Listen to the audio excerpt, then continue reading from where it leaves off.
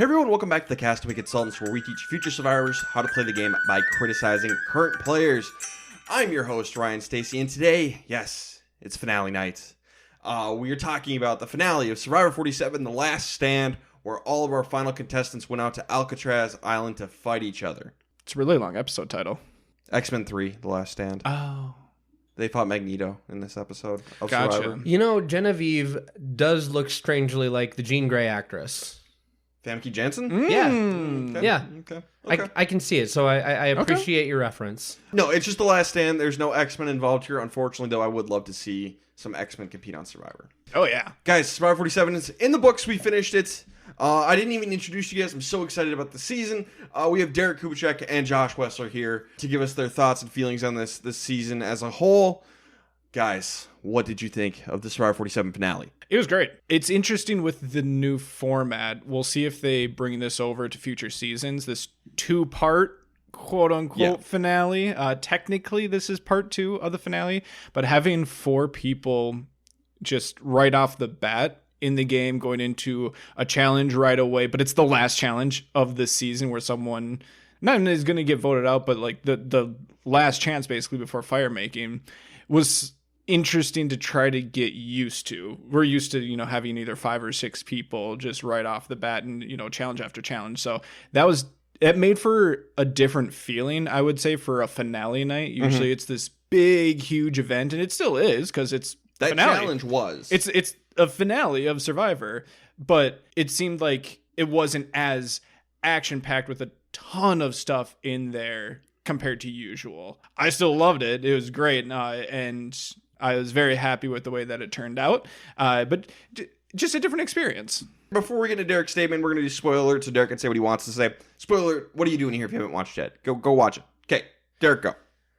For the first time in a long time, it feels, we had something that wasn't orthogonal at all. This was what was expected. We had a winner, a dominant winner, edited as a dominant winner. In our Rewind series, we recently did season 30. Everyone knew in Mike Holloway, who, by the way, came up tonight, won that final challenge. He was catching some strays, too. Yeah, undeserved strays, by the way, especially for one of the most unlikable casts in their Survivor personas in history. Mike Holloway was a rootable character. Yeah, and Ben. Rachel Ben deserved it. Rachel was a very deserving winner, edited as dominant, and because of how Survivor edits sometimes, I got fooled into thinking that something was going to happen.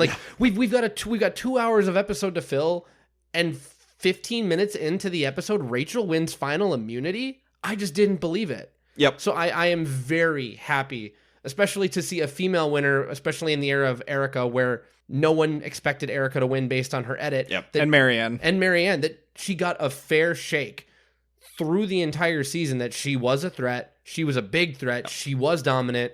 And then it came through in the votes. It felt really, really good to see that. Yeah, this was a refreshing edit for a female winner, especially with a dominant female winner. It's just that something Survivor has always edited particularly well. I want to go back to Game Changers, where, it was obvious Sarah was going to win, but they didn't really showcase her game as well as it could have been. I think that's one of the primary examples. And then obviously Erica got a terrible edit. Marianne got screen time, but again, it could have been better. And she wasn't exactly a dominant winner. She was someone who surprised people, I think, at the end. So, a little different there, but this was a dominant winner shown in a dominant light, which is fun. Maybe a little predictable, but I wouldn't call it boring. I'd call it predictable, not boring. I think those are distinctly different things. It's satisfying. Yes, it's very satisfying. So sometimes the whole point of falling action in a story is you're just getting resolution to what has been built up.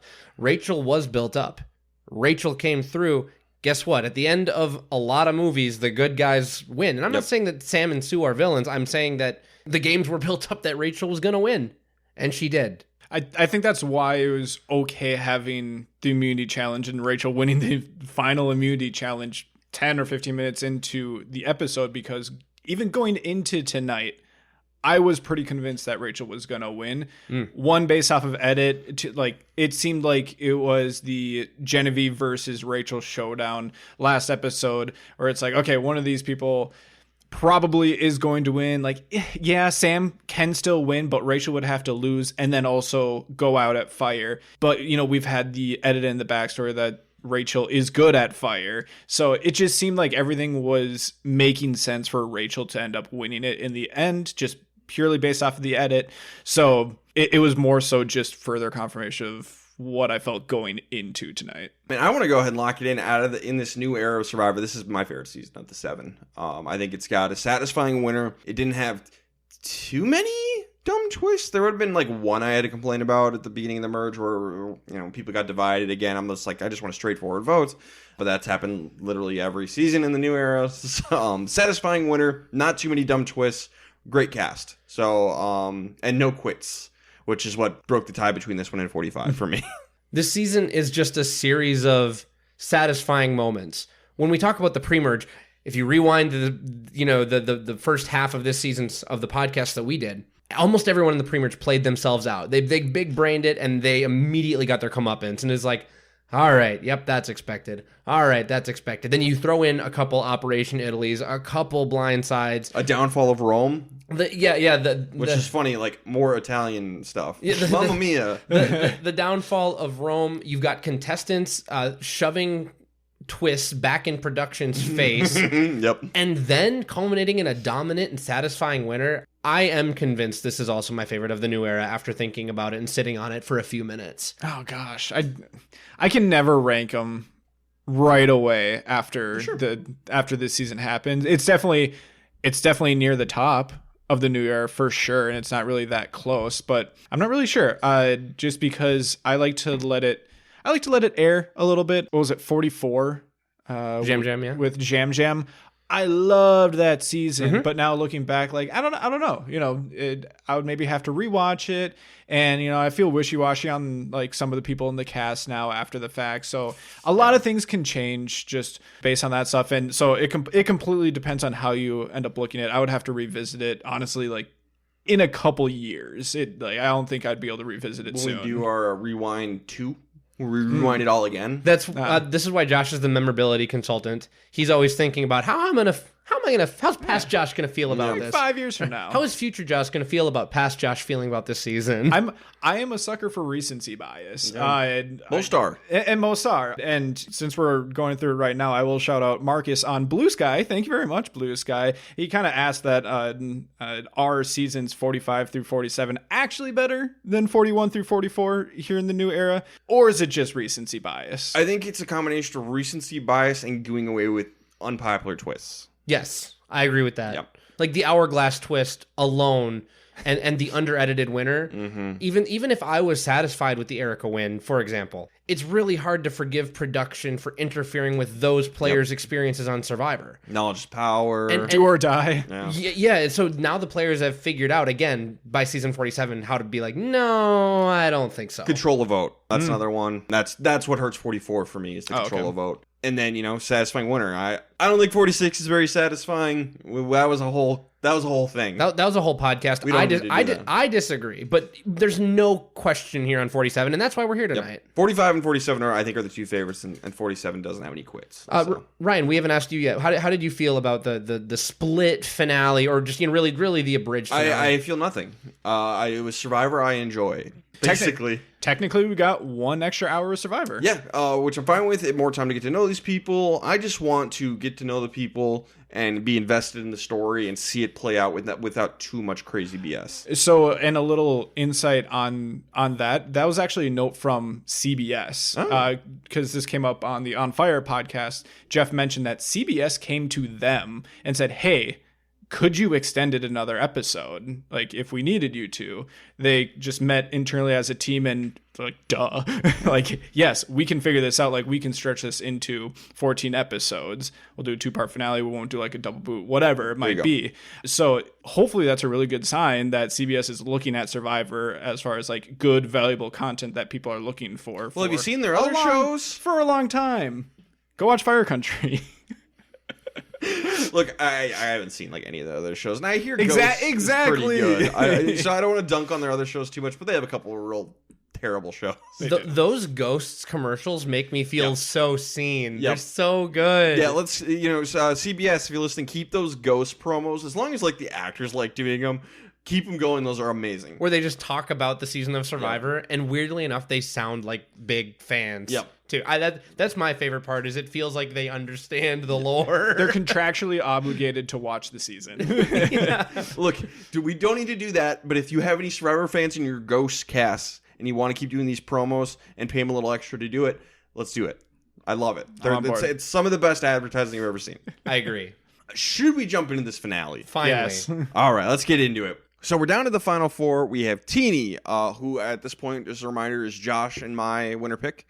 Solid winner pick, too. And Derek has Rachel. Yep. And by the way, I've stuck a fork in both Teeny and Sue. Yep. So we have Teeny, Sue, Rachel, and Sam. That's our final four. We're going to go straight into the immunity challenge. It's really, really fun, but Rachel is going to end up winning. And so that's it. We can stop here. Yeah, Rachel we're done. Won. Basically. Yeah.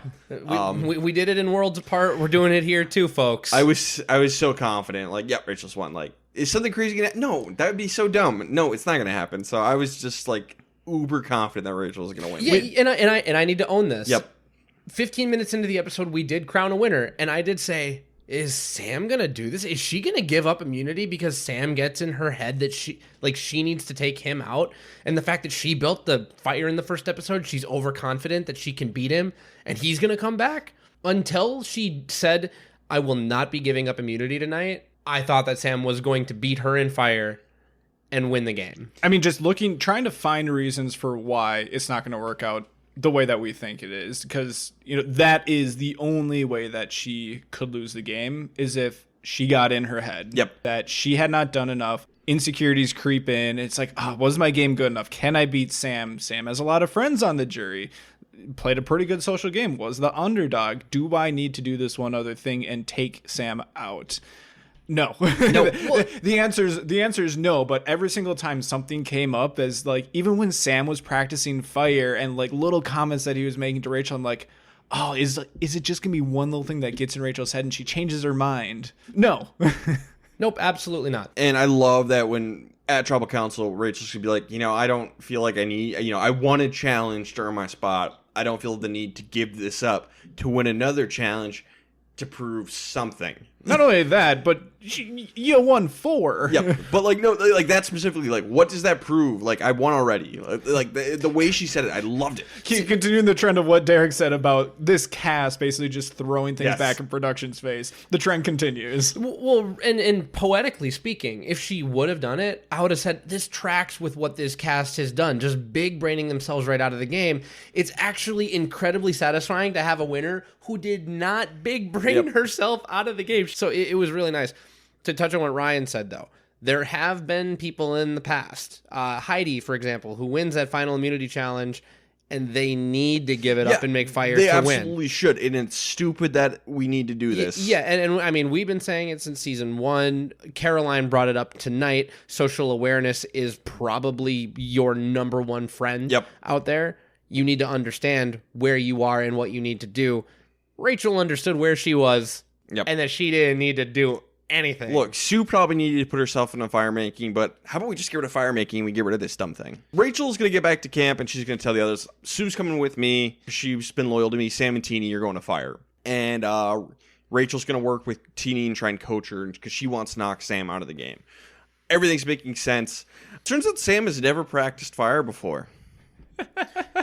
I'm worried that the people at home are going to look at me and say, wow, you're really stupid. Why didn't you practice making fire? Well, okay, Sam, results-oriented thinking. You won fire, so in a way, you get to say, ha-ha. But if you're going on Survivor, people, don't be like Sam. Don't be like Sam. Don't be like Sam. Look, I loved Sam on this season. Yes. If Sam had ended up pulling this thing out, if Sam had knocked Rachel out of the game or Rachel lost the fire making and Sam won, I would have been perfectly happy and pretty stoked about it. That was not great. Learn how to do fire. Practice it beforehand. Look, if middle school Ryan can do it and make 6 fires in very quick succession with Flint, you can do it. Okay? You're an adult. You can do it. You just have to, give yourself a chance, because all it might take is some gusts of wind and then you win. Which is what happens, basically. Yeah, exactly. Rachel brings Sue to the end. TD and Sam square off fire, and Sam is going to come from behind and win at fire. I was pretty shocked, I gotta say. I thought he was so dead. Teeny got absolutely screwed by the wind. But, Mother Nature. That's what happens. So, yeah, Sam defeats Teeny. Teeny's knocked out at fire making.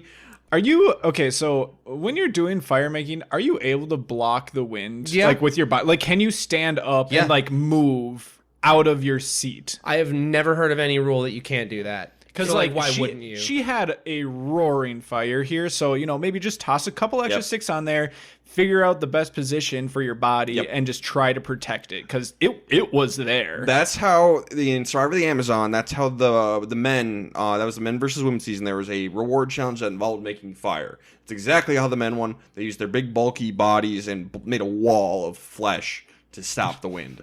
That's how they did it. Do it here. I know you're only one person, but you can do it here. And if production doesn't want you to do that, make them yell at you to stop you. Make them stop the challenge and make you start it over. Yeah, or something like that. It's your game. Fight production tooth and nail. I'm a big supporter of that. Like, what are they going to make you do? Stay on your butt, like on the stool? No, I don't think so. They can put cameras all over the place. Just stand where the best spot is for you, and until you're not allowed to. But yeah, we're gonna lose Teeny here. Best and worst player of the Final Four. For best player, I'm gonna give mine to Rachel because she won immunity and made the right choices at fire making. Rachel won the game. Yeah, Rachel won the game. Yes. It's Rachel. She won the game, and she didn't let any like insecurities or anything like that force her into thinking that she needed to make fire. Derek, do you have a worst player? I don't have a worst player. Nah, I do not either. Yeah, nothing here. I wanted to say one note. It doesn't matter because Teeny gets eliminated, but she did look over at Rachel and be like, "What do I do now?" And like Rachel's coaching her through fire making at the challenge. That is a bad look in front of the jury. You got to do or die, not to trigger anybody on your own here. So that was a bad look, but we can't give it to Teeny. That's fair. I'm not going to give one to her either. You can't. No, not Teeny.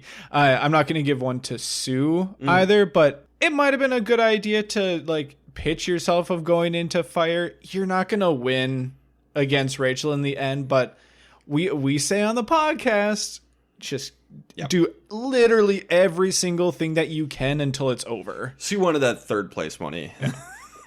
That's what I think. And before we move on, I noticed a change in my feelings that I wanted to acknowledge publicly. I would rather see an idol move back to expiration at 6 as a solution and keeping some level of fire making in the game because of the way it made me feel. I'm not saying it's better or worse for the game. I'm saying as a viewer, this time around, and this might be recency bias, and I reserve the right to change my mind in 48. I liked having fire making here. I did. It made me feel really, really excited. An interesting way to do it would be, what if you vote for a fire making challenge and then you have a fire making challenge? Let's just not do it. Let's do it when there's a tie and it's more organic. That is exciting. That is fun. Let's just vote people out. I'm just saying it didn't make me that angry. I know we would end up with plenty of ties and plenty of fire making, but I'm just saying, like, if there are those two solutions, I think right now I am 55% move all idols back to 6. But there's a third solution that's better, which is not doing it. If you have to have fire, I think an idol should move back. Yeah. And that's why I'm just acknowledging my feelings. I'm not trying to change anybody's minds. I just would feel like a hypocrite if I didn't say something. And I'm saying this as I don't think fire is going anywhere anytime soon. We will get a final 2 before we get fire making removed. Remove fire making. Like, look, I know it's not the popular answer for a certain host of Survivor, but I don't give a crap. Get rid of fire making. It's garbage, and we've done it, and I'm tired of it, and whatever. Like, I can only say it every season. Oh wait, I'm gonna keep saying it every season. It's still bad. I can only say it every season, so I think I will. Yeah, I think I will. It's bad, and it shouldn't be here. Josh, we've lost our winner picks. Oh man. So I assume going into tonight, I thought she had it. I assume. So you picked Sue? Yeah, you're going for Sue. Yeah, Rachel. Yeah, it's Rachel. So join me. As much as Derek was trying to sow seeds of doubt into our brains in that moment, it's Rachel. Yeah, it's Rachel. So we all did it. Hooray! First try. Hey, that was only my first switch to the game. Teeny's my day 1 pick. That's only my second. You know, justice for Keyshawn. Oh, I think that was my 4th. that was rough. You've been here the longest, but Asia, Keyshawn, Gabe, I think, to Rachel after that. So I think it was my 4th. So I may have won the Survivor pool, but in terms of a winner pick transfers, woohoo! Who are you? Me from Survivor Marquesas? Your boy didn't do too well. All right, we're going to go to final tribal council. The first question is, how do you guys think your games will be remembered, and is that important to you? And Rachel basically kind of steals what Sam was going to say, which they kind of talked about through their games a little bit at like the breakfast. And I thought this was clever on Rachel's, kind of steal Sam's thunder a little bit. She knows Sam is going to say he was the underdog. She says, I was an underdog. I was on the outs. I didn't know what happened with the Sierra vote. So, and I came from the bottom and won it.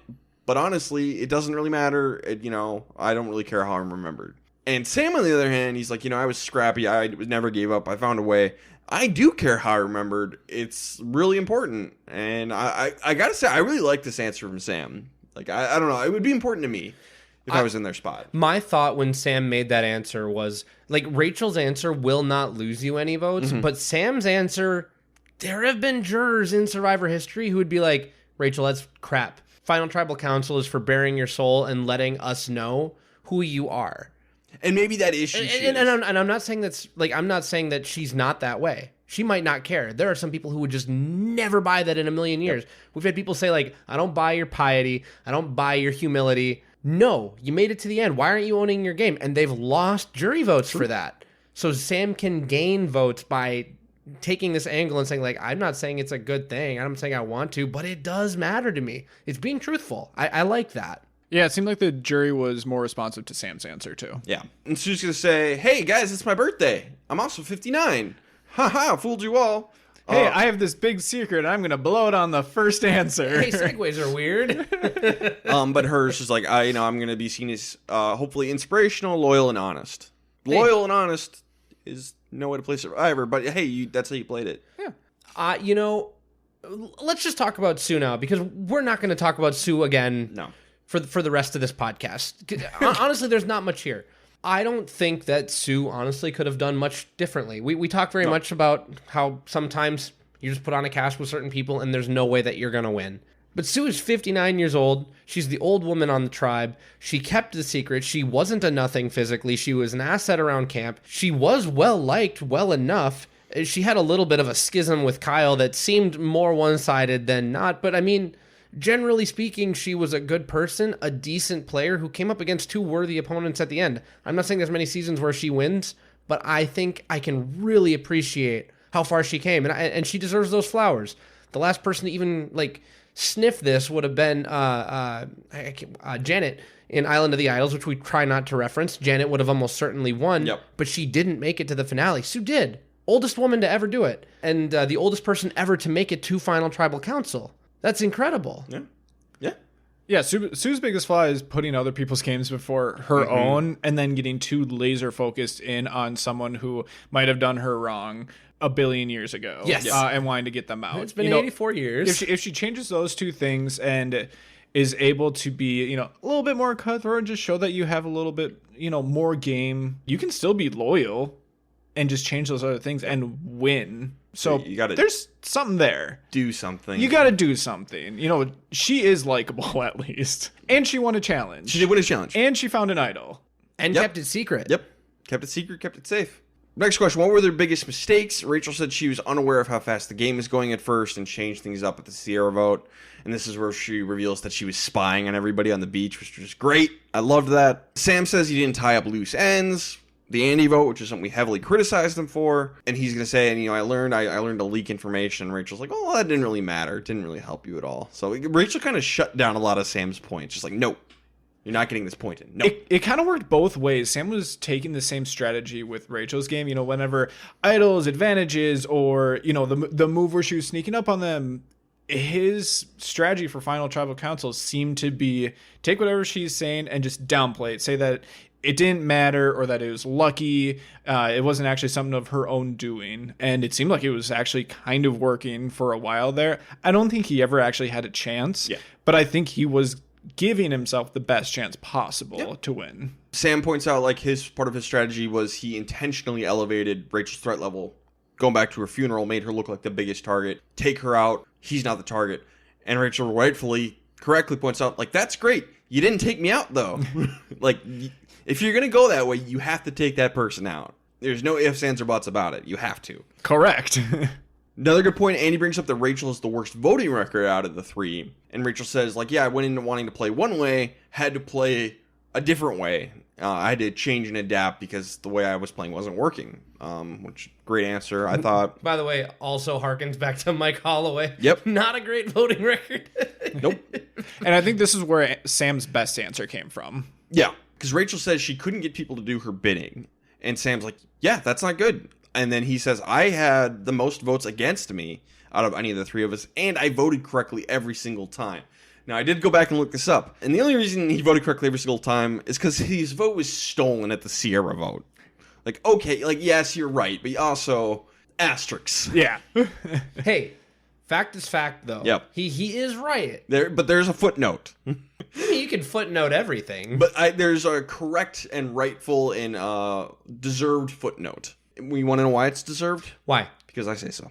Mm-hmm. Okay. And that's what matters. Ryan is the one who's writing the footnotes in the annals of history. Mm-hmm. Survivor history, yeah. Mm-hmm. Correct. He's the author. And then a question that gets asked is like, how did you push forward when you hit rock bottom? And everyone says their family, blah, blah, blah. One thing that Rachel says, and I think that's really key to her win, I think this might have probably won a couple votes that were a little on the fence, maybe someone like Sierra, because this was her question. Rachel brings up something she struggles with is owning her own accomplishments. When she succeeds at something, owning the fact that, like, yeah, I deserve this, I did this. And her plan was she really wanted to get to Final Tribal Council and own this and really, like, say, I did this, I'm great. And I think that won a few people over, because that was a really great answer from Rachel. I think that definitely won some people over. People who have confidence issues, people who feel like they can't always own what they do and be proud of their accomplishments for whatever reason. I think that probably, I think it spoke to me, and it spoke to a lot of people on the jury, I thought it was great. Yeah, it goes back to the insecurity part. You know, is what you're doing enough? Is it enough in the eyes of the jury? Is it enough when someone like Sam is next to you trying to downplay everything that you did during the game, saying that you got lucky? Oh, the idol was just in your fries. Like, you didn't actually do a whole lot here. Like, no, I played a really good game. Like, yeah, I got these advantages, but I either worked hard when I had them, played them perfectly, had a great social game to know when to play that stuff perfectly, won a ton of challenge. Like, there's so many things that you did correctly. Sure, it's fine to get lucky. You have to get lucky in Survivor to win the game, and that's okay. You played a great game. Be proud of it. Yep. The only thing I'll add, when you're presenting answers like this, because I agree with everything that's been said, it's nice if you have actions to support that you were actually moving in that direction. And I want to go back to Rachel not handing off immunity and taking on Sam herself. That is an action that validates that she is trying to say, I've done enough. And then she can come right back in Final Tribal Council and say, I did.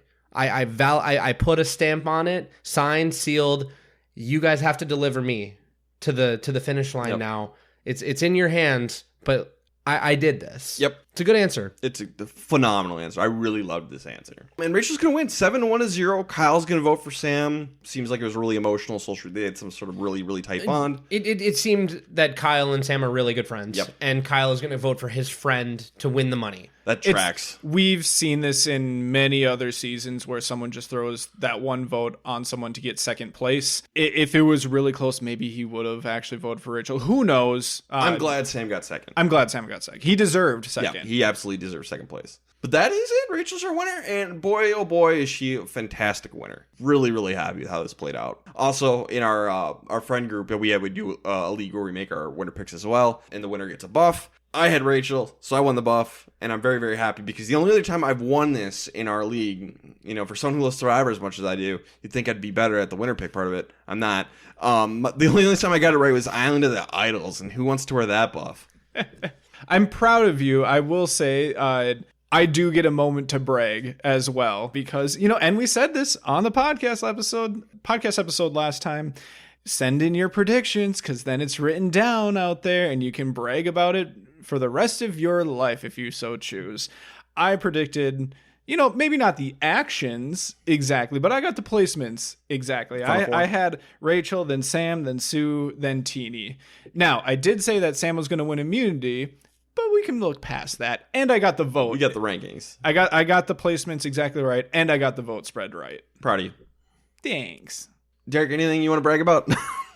Well, other than the Survivor pool and the numerous predictions that I got right throughout the season, whether or not it came to fruition exactly the way I predicted, I still feel really good about the Genevieve stuff.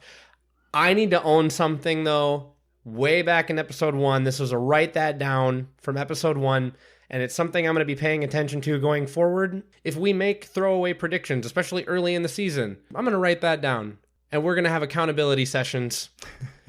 I only tracked one for me this time, and it was they didn't vote Andy out first. Agata is not winning this season because none of the other players will respect that. Oh, you did say that. And you were very strong about that. And come Final Tribal Council, the only two people, actually come the finale, the only two people who had a chance to win the game were Gatas, and Andy was on the rise before he had his ceremonious dismissal. So I was wrong. So you got I Gata?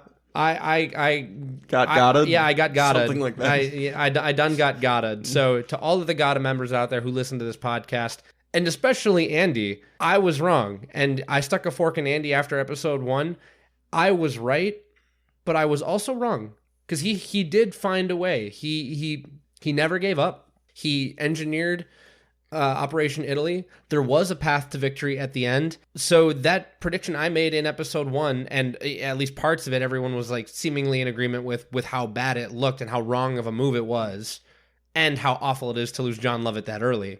We were wrong. I was wrong. And I own that, and the listeners deserve to know when I'm that wrong. It's frequent. I'm never wrong. And this is why Ryan will lose Survivor.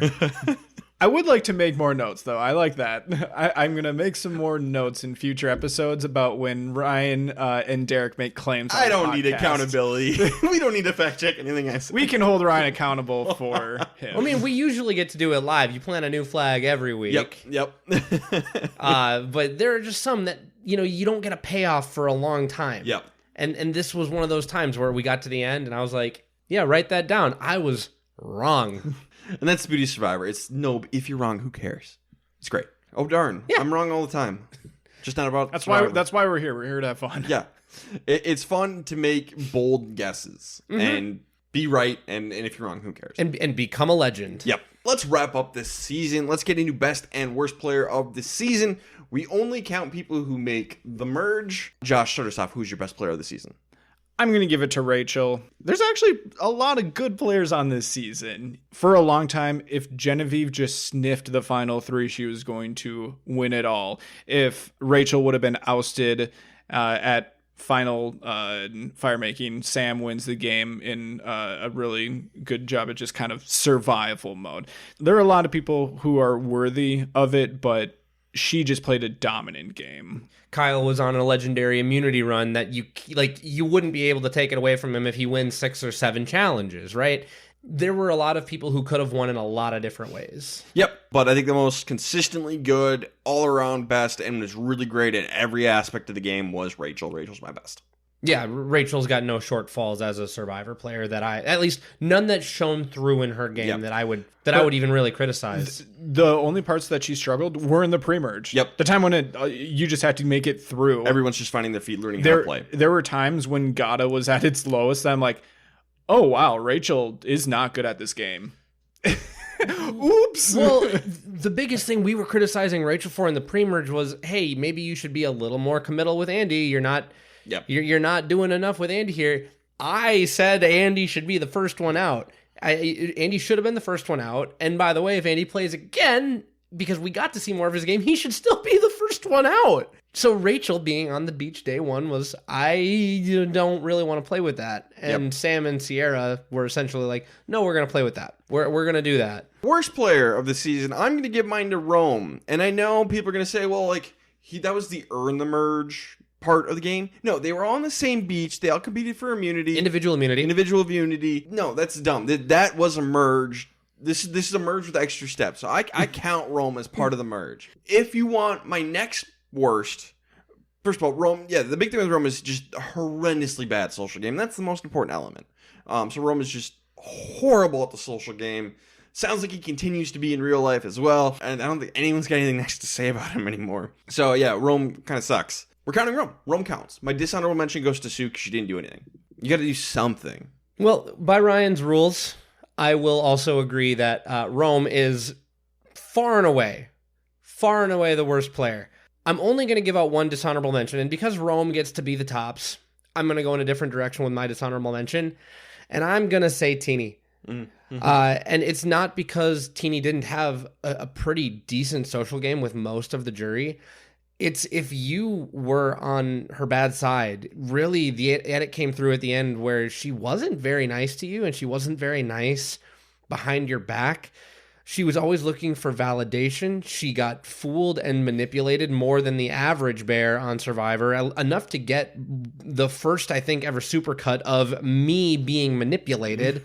That is also a surefire way to make it to the end and be a 0-vote finalist. Like, who didn't fool Teeny? And I don't say that disparagingly. I don't mean for it to, because it's not her. It's just her game this time. So as she played in this game, I would say worthy of my dishonorable mention if Rome is not eligible to the ears of the listener. Yeah, since Rome is eligible, it has to be Rome. Yep. Like, it has to be Rome. It's so bad. I don't think you can give it to Sue as the dishonorable mention just because she didn't do enough, but I thought she was perfectly fine for, just being there. Like I said earlier, she won a challenge. She found an idol. Yeah, none of that stuff really mattered because she was never in danger. She had a pretty good social game. Yeah, maybe she rubbed a couple of people, just basically Kyle, like the wrong way at times. And she disagreed with Andy and got mad at him. But other than that, like, it was just kind of a nothing. So I would rather give it to someone like Teeny for my dishonorable mention. There was a while in my rankings that I had Teeny at the top. Because my thought process was Teeny's there. I think that she can win this game. All she has to do is basically get to the end because I think that she has the best social game of anyone in the game. And while that might be a little true, or it was true for a while during the game, eventually she just burned one person after another because of what? Not really any reason. And she was a negative when it came to strategic game. Being able to read people, being able to read situations. She was very easily manipulated with just a very blatant lie when it came to Operation Italy and everything surrounding that. Was the reason that a lot of people's games were ruined. And overall, just not very good at Survivor. Fair. A lot of egg on Teeny's face when this was said and done. Very fair. I'll give two dishonorable mentions. I'll give one to Sue and I'll give one to Teeny. One for doing nothing, one for doing bad things. But Rome is the worst of the lot. Yeah, we could all agree on that. All right. Jeff Watch. Derek, was there anything you wanted to say in Jeff Watch? I have a little something. Because for the most part, we got new era Jeff. But we got Jeff verbally acknowledging on this season that the contestants don't love the twists. And he might have been more, tongue-in-cheek while he made this acknowledgement. Oh, what are you talking about the idols? Everyone knows about the amulets, blah, blah, blah, blah, blah. He's putting on a show, but I have to believe that hits him at some level. And I'm going to be honest, I skipped the On Fire podcast this season, just life stuff. I don't know if he talked about it there. I think Josh listens. Yeah, I listen. It's been pretty good. So I plan on doing that in the off season. There's maybe a way to revisit this season for myself, but that on-air acknowledgement of like the frustration of planning this twist and the contestants basically saying, no. I hope he internalizes that and takes it a little personally and tries to fix it for next time. Or he'll double down and put even more in. Which it could go either way. We have yet to see in season 49 how that plays out. It's interesting when things come up on the podcast, if it's something that the guest says or a fan says or something in the show happens and he acknowledges I never really thought about it that way. I think Jeff at times can be surprisingly closed off to some of those thoughts. And sometimes it just needs to break through in order to have a realization that something's not working. Otherwise, he'll just assume that it's a great idea and this is the best thing that we can do until shown otherwise. So maybe some of the things in this season are those things that are being shown otherwise. I always got to remind people that Jeff Probst had no idea what Survivor was. Richard Hatch and probably several other people on Borneo figured it out before he did. And I'd argue Jeff still doesn't have it figured out, but that's a whole nother conversation. That's not Jeff's fault. Jeff's role on the first season of Survivor was not to understand Survivor before everyone else. It's for the players to understand. I disagree. I'm only defending him through like season 1, because I think after season 1, season 2, when your people who are coming on after that have all seen a season or two, you need to have a pretty good understanding of what the show of Survivor is. Then there are big pivotal moments like season 19 where you really learn what Survivor is. Yep. And those are maybe some of the lessons that I think Jeff doesn't have. Yep. But I kind of like that he's a little disconnected. I don't love how it manifests sometimes. I wish he was more curious. I could do a whole podcast on this. But let's move on. Weather report. Anything you want to say? There's absolutely nothing to say. Perfect. Last thing we got to talk about is the most memorable moment of the season. Josh is our memorability correspondent. Josh, what do you think is going to be the most memorable moment of this season? There's one option. It's Operation Italy. As much as I hated it, once again, great move. It never should have happened. Absolutely never should have happened. And you took out someone who I was rooting for in Caroline. So I will forever be salty about that. But I will recognize that it was the easily the most memorable moment of the entire season, and I think a lot of people will argue of the new era. It might be the best move of the new era. It very well could be. Move or moment, you know, either way you look at it, I think you can argue that point. I think you're right. Yeah, I'd have to really think about it, but it's certainly in the conversation. I want to just bring up some other fun moments from the season. They don't win formally, but I love in episode 1 when everyone heard Gabe drop the idol box down the side of the mountain. I loved when Sue cut that rope and a bloody Skyrim lantern drops her idol onto the ground with red paint. That was hilarious. It harkened back to like the blood on her hands that we had a couple seasons ago. Yep. We loved it then. This was even more hilarious because there was no choice. Like the choice was cutting the rope. After that, you just have a mess. There's a bit of murder. Production inexplicably having Rome jump into the well water.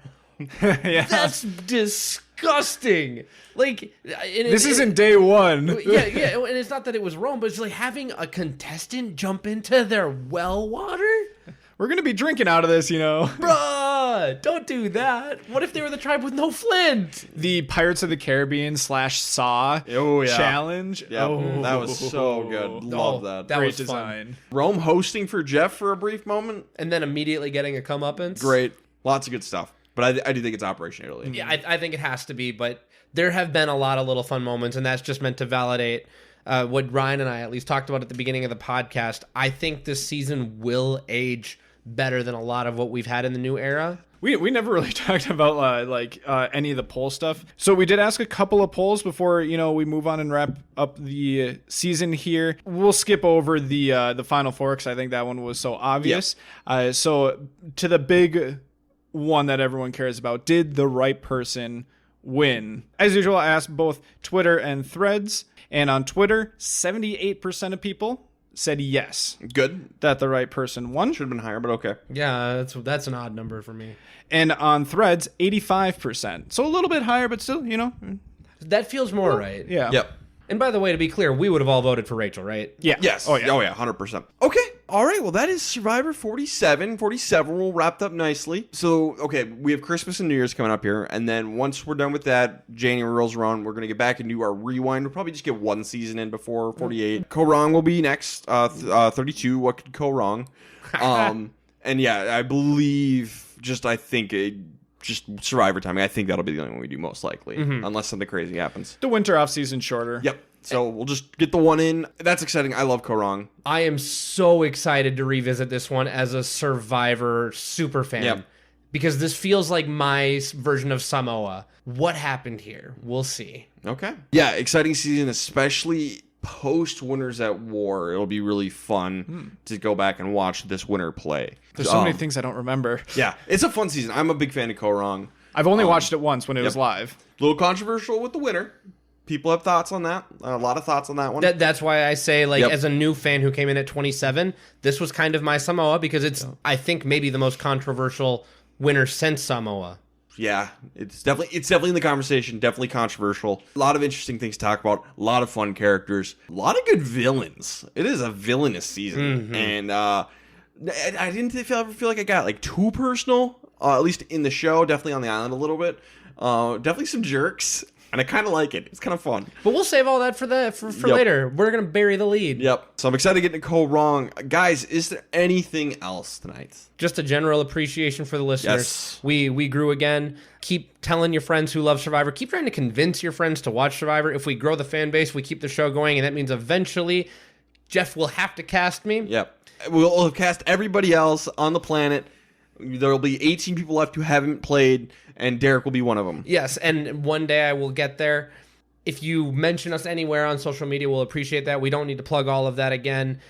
I just want to again say a big shout out to Ryan for doing our editing. I have to say it at the end of every one of these long seasons. He has long nights. He works weird hours, and he still manages a way to get this done next day most of the time, barring holidays. Yeah. Thank you for always being there and being available. Josh has been doing the video editing and does most of the social media stuff, so big appreciation to him there. All I am is a personality on the podcast right now, so I just want to make sure that they get their flowers. Send them to them and send them your appreciation messages if you want to. We love all that.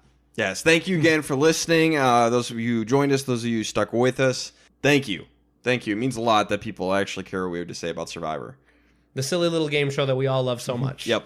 Yeah, we don't need to shout out all the social media, so if you just need one call to action, leave us a rating. That is going to be the most helpful thing. About 2 seasons ago, I would say, we made a big push for ratings, and we saw the number of ratings go up. And probably by no coincidence, our audience also grew. So if you want to support us, that is the best way to do it. Leave us a good rating. 5 stars. We'll read it on the podcast even. If it's 5 stars, we'll read it. If it's 5 stars. So please go do that. It would really help. And if you're a former Survivor player and you happen to listen, there's no obligation for you to come on the podcast. We just want to know you're out there. Just let us know. That'd be fun. They're all big fans of the podcast. Every single one of them. All right. This has been the Castaway Consultants. Got nothing else for you. Good night.